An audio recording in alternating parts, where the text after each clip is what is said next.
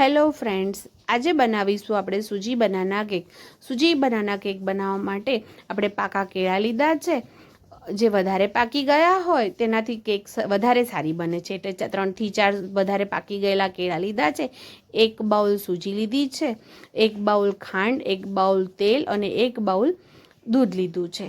આ બધી જ વસ્તુ આપણે મિક્સરમાં ક્રશ કરી લઈશું અને સરસ ખીરું તૈયાર કરી લઈશું. બધું મિક્સ કર્યા બાદ આપણે મિક્સરને ચલાવી લઈશું અને ખીરું આપણે રેડી કરી દઈશું. સરસ ખીરું તૈયાર રેડી કર્યા બાદ ખીરાને આપણે 10 મિનિટનો ખીરું કાઢી અને 10 મિનિટનો રેસ્ટ આપી દઈશું અને ઢાંકણ ઢાંકી દઈશું. ત્યારબાદ આપણે તૂટી ફૂટી પણ મેં ઘરે બનાવેલી જ લીધી છે, જેને મેં તરબૂચમાંથી બનાવી છે.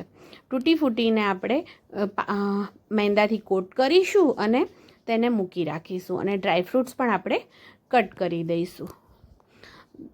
10 મિનિટ બાદ આપણે મેંદામાં મિક્સ કરેલી તૂટી ફૂટી, સોડા અને વેનીલા એસેન્સ ઉમેરી અને ખીરું એકદમ તૈયાર કરી દઈશું.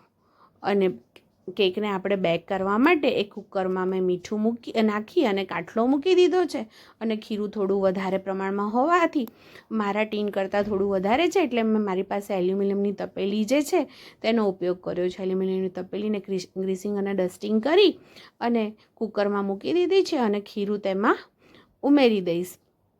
ખીરું ઉમેર્યા બાદ તેની ઉપર આપણે ડ્રાયફ્રૂટ પાથરી દઈશું અને કેકને આપણે 45 મિનિટ સુધી ધીમા તાપે બેક કરી લઈશું.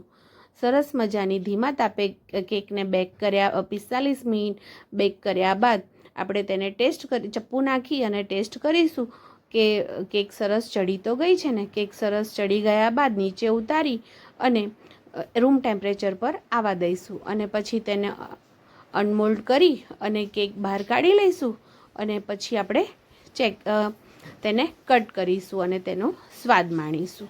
જો ફ્રેન્ડ્સ, કેવી સરસ સોફ્ટ અને ટેસ્ટી બની છે. તમે પણ ટ્રાય કરજો. Thank you.